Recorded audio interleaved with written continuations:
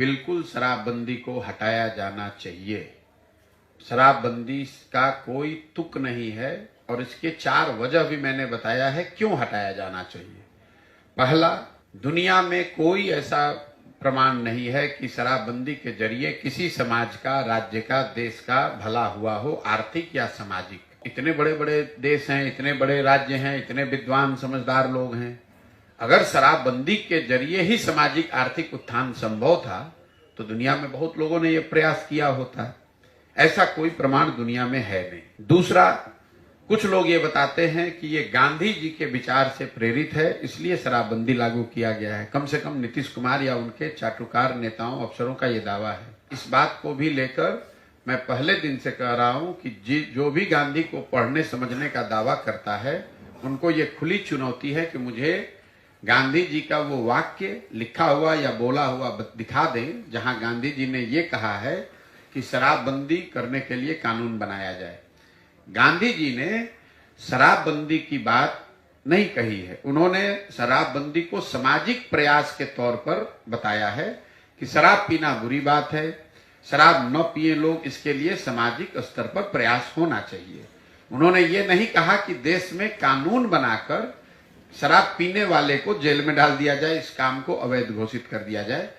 इसका उदाहरण एक आप ऐसे समझिए, गांधी जी ने कहा कि वेजिटेरियन होना, शाकाहारी होना अच्छी बात है, और कोई आकर ये कानून बना दे कि जो भी शाकाहारी नहीं है उस सबको जेल में डाल दिया जाएगा। ये तो गांधी जी ने कहा है। गांधी जी ने ये नहीं कहा है। उन्होंने इसको एक सामाजिक वर्चू के तौर पर बताया है कि शराब नहीं पीना चाहिए और उसके लिए समाज को प्रयास करना चाहिए। उन्होंने ये नहीं कहा है कि सरकार शराबबंदी के खिलाफ कानून बना दे। तीसरी बात, ये शराबबंदी बिहार में लागू है कहां? अगर मान लीजिए 1 मिनट को बहस के लिए कि शराबबंदी का कुछ फायदा है भी, तो लागू होगा तब तो फायदा होगा, लागू तो है नहीं।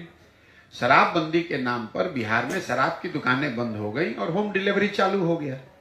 तो ये तो आप देखते हैं पूरी दुनिया में बहुत सारे सामान आप ऑनलाइन खरीदते हैं, अमेजोन से, फ्लिपकार्ट से, दुकान पर जाने की जरूरत नहीं है। तो नीतीश कुमार का ऑनलाइन शॉपिंग मॉडल है जिसमें शराब की दुकान बंद है और होम डिलीवरी चालू है। चौथा, इसका जो कुप्रभाव है, आर्थिक कुप्रभाव ये है कि बिहार जैसे गरीब राज्य का हर साल 15 से 20 हजार करोड़ का राजस्व का नुकसान हो रहा है। और ये पैसा जा कहां रहा है? ये पैसा जा रहा है शराब माफिया के पास, सरकार में जो बैठे हुए भ्रष्ट अधिकारी हैं उनके पास। और इसका सामाजिक जो पहलू है, जिन महिलाओं के एम्पावरमेंट के नाम पर इसको लागू किया गया है, एक पहलू वो बताया जाता है, तो सबसे ज्यादा इससे प्रताड़ित भी महिलाएं ही